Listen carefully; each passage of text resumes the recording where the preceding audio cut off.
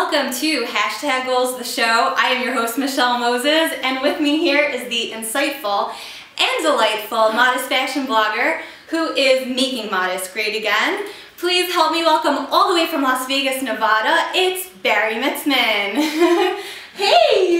Hello. Oh my gosh, I'm so excited that you're here. When I mentioned that Bari's going to be on the show, people were just throwing questions at me, and everyone's like super psyched that you're here. So it's so funny. Thanks for being here. Thank you. I'm really excited to be here. This is really cool. Yay! So if you don't already follow her, she is at Bariana on Instagram, and her quirky and that's right, and her quirky and candid takes on fashion blogging are what make her lovable, adorable, and we love you. What makes your page so unique is that you have this very candid, open style where you share behind the scenes about your life.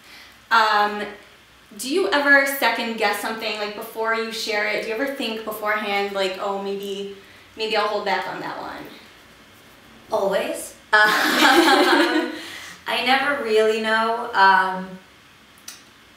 until after I do it. I'm just like, okay, whatever. I can just delete it later. Do you ever regret it? Do you ever do that? Does that happen? No, I never really end up regretting it because then usually that day or like the next day I'll get a message of like, I'm so happy you posted that. Awesome. And I'm like, okay, fine. Is there ever like a line of oversharing? You ever feel like in your mind this would be considered oversharing if I post this? It's a very fine line, and some people have mentioned to me, you know, like, you know, you can call me instead of like sharing your life with everyone.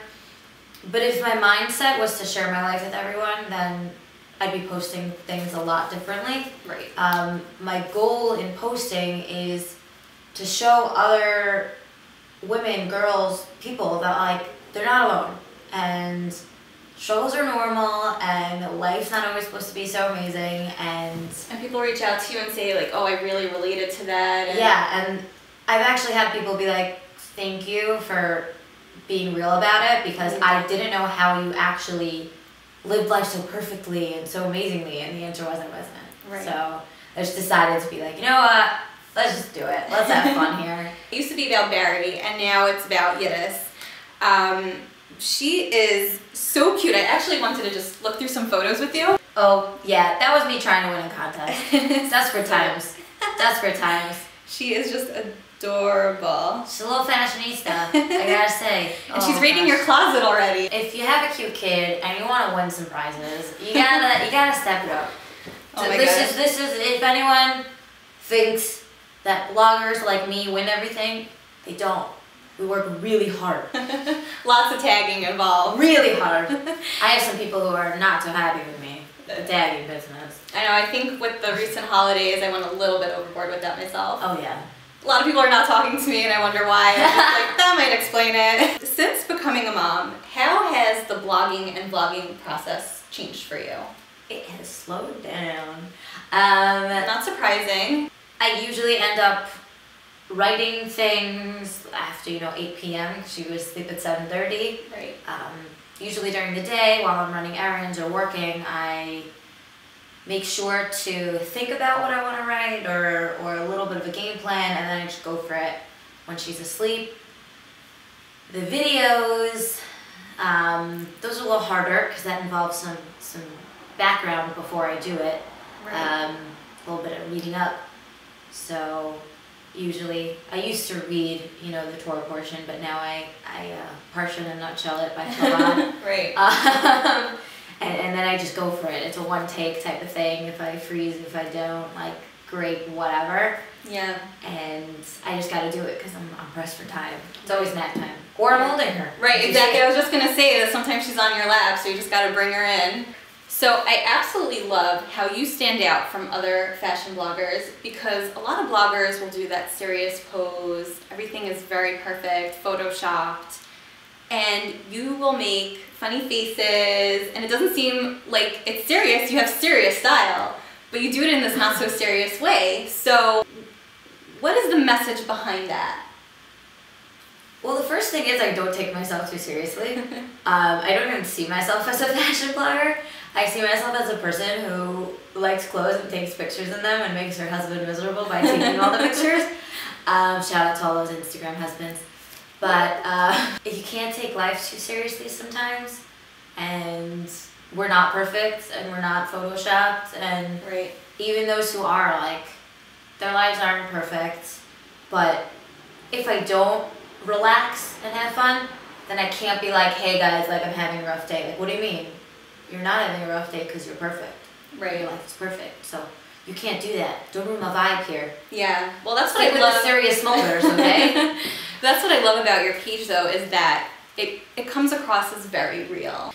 I just want to take a break from questions for a minute to play a quick game. Okay. A lot of times, influencers and fashion bloggers will get free gifts in exchange for advertising. Once the ad is done, there isn't really a use for the item. Sometimes we keep it, sometimes we regift it. So I want to play this game called Keep It or Regift It. Ooh. I am going, I'm going to put 30 seconds on the clock. Bari, please answer if you would keep it or regift it. Okay. All right, here we go. All right, a velvet dress. Keep. Another pom-pom hat for Yiddish. Keep. A robe belt. Regift. A pair of leather gloves. Keep. A cake plate. Regift. A box of chocolate. Keep. Fuzzy socks. Keep. Right. Cashmere scarf. Keep. Baby booties. Oh, keep. And an ugly holiday sweater. I would keep that. Yeah. I'm a bit of a hoarder, apparently. What is the most generous influencer gift that you've received? It's funny because some of the gifts I received were not for the purpose of being an influencer. I actually, not too long ago, got a gift for Yiddish, and I was told I didn't have to post it, and that the only reason they sent it to me was because they like my videos and they could relate to the articles that I write, and it was just out of appreciation. And I was like, yeah, I'm posting this. But when it's just because they like me, I don't know, it makes me feel so good. I did get a lot of comments and questions from viewers and fans saying that they love the way you touch upon depression and anxiety. That's something a lot of people are not so open about. Sometimes it gets swept under the rug. Some people might feel ashamed, but it's not uncommon, and you're so candid about it. So thank you for that. So a viewer wrote in saying, I love reading your posts and really relate to your blog posts about Emunah and anxiety. What are tips you would give to a mom who suffers from anxiety? Thanks so much, you're an inspiration.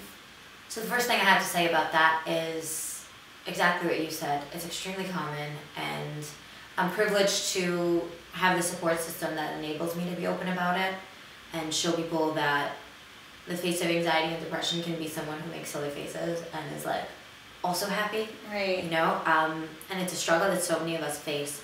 But I published an article just a little while ago that's part 2 to that, which actually is called Emunah and Anxiety Part 2, the how.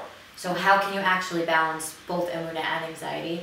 And I gave a lot of tips, but they weren't, it's divided into 2. So this part 1 and part 2 is like what you can do mentally, a lot of like cognitive things, like being aware of where you're at and accepting it and how to work on yourself.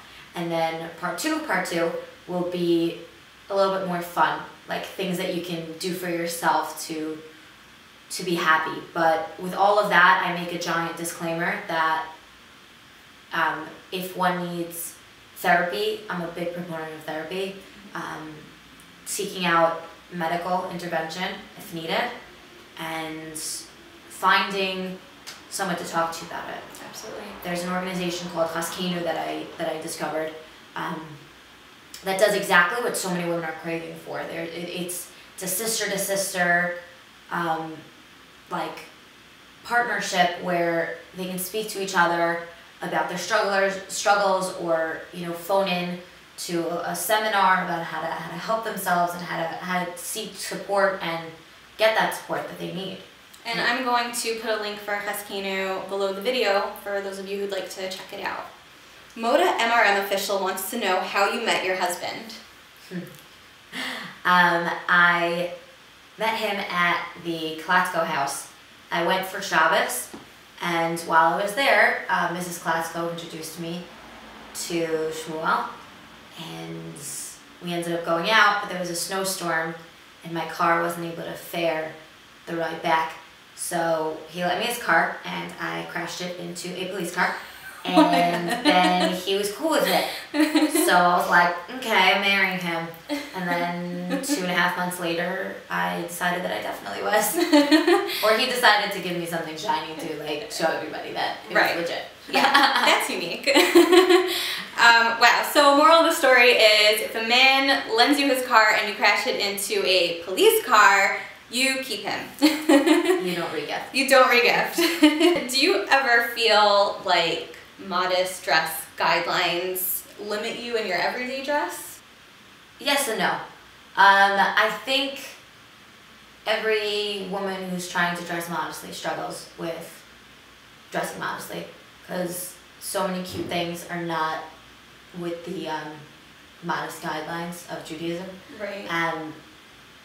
But I actually enjoy the pursuit of like finding things that are perfect. Right. It's the struggle is letting go of the things that don't work.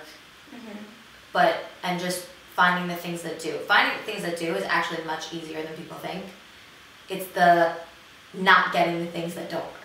Right. Like I suddenly find things and I'm like, that's a little short. Yeah. Like, I think it's out of way, but it's so cute. Right.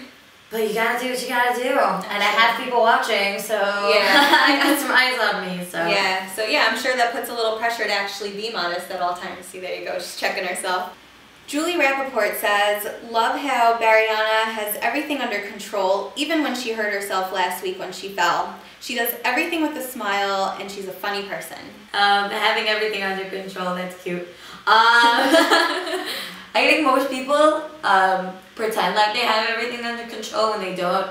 I think it seems like when you're able to make fun of yourself, it seems like everything's under control. Sure. But sometimes it's just the only way to deal. For those of you who follow Bari on Instagram and her Insta stories, you know the variety of accents that she is capable of. So I wanted to put those accents to the test with the game I call How You Say It. Oh. And yeah, this is gonna be fun. So I have 2 bags here. One is a bag of accents, little baggie of accents, while the other one are famous movie quotes from The Wizard of Oz. So you'll be reading the quote in that accent.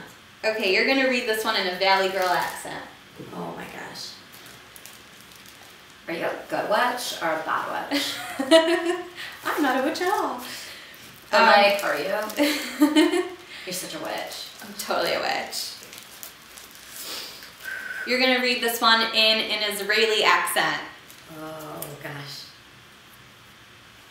I'll get you, my pretty, and your little dog too. Can you do an evil laugh in Israeli?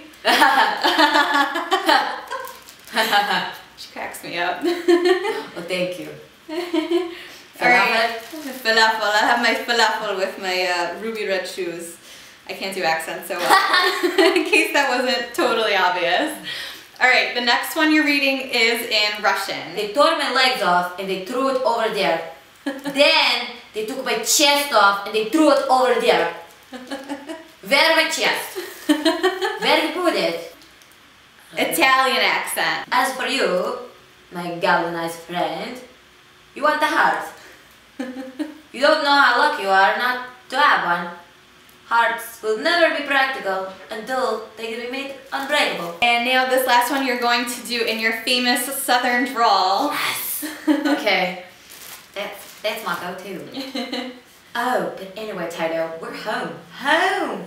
And this is my room, and you're all here. And I'm never gonna leave here ever again. Because I love you all, and oh, in the end, there is no place like home. I love it! If you agree that Bari is #goals, then please give this video a thumbs up and like it. And don't forget to subscribe for more videos. Thanks so much for watching, you guys! Bye! Thank you, you were awesome! My pleasure. Yay, we did it!